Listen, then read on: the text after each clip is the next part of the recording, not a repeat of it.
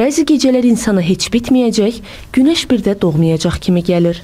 Bəzən qaranlıq uzun görünür, amma o işıq hər zaman gəlir. Xərçəng.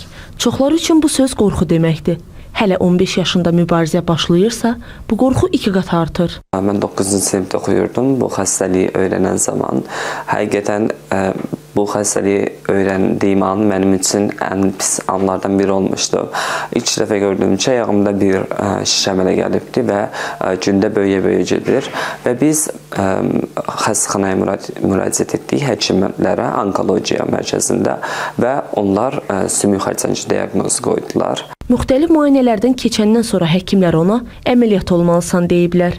12 saatlıq ağır əməliyyatdan sonra aldığı kimyoterapiyalar çox yorsa da, o mübarizə aparmaqdan yorulmadı. Xəstəxanada olmasına baxmayaraq qəbul imtahanlarına hazırlaşdı. Məktəb vaxtından oxuyan biri olmuşam. Olimpiyadalarda hər zaman ilk yerlərdə olmuşam. Gün gəldi, universitet imtahanının vaxtı çatdı. Kimyoterapiyanın qolundan çıxartdılar və mən imtahan otağına yaxınlaşdım. İmtahan otağında sadəcə 40 dəqiqə qala bildim.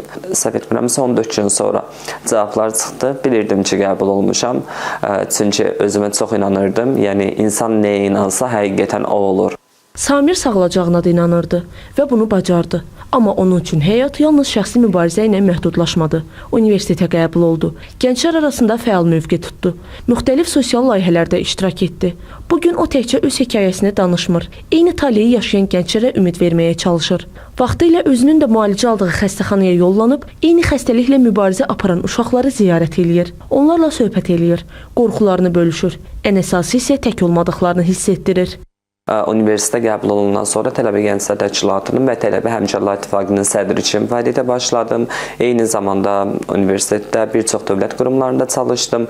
Həqiqətən özümə söz verdim ki, sən düzələcəksən, bütün bu günlərin əvəzini çıxacaqsan və 2025-ci ildə ilin gənci mükafatına layiq görüldüm. Bir çox layihələrim dövlət tərəfindən qrant qazanıbdır. Dövlət işində işləyirəm.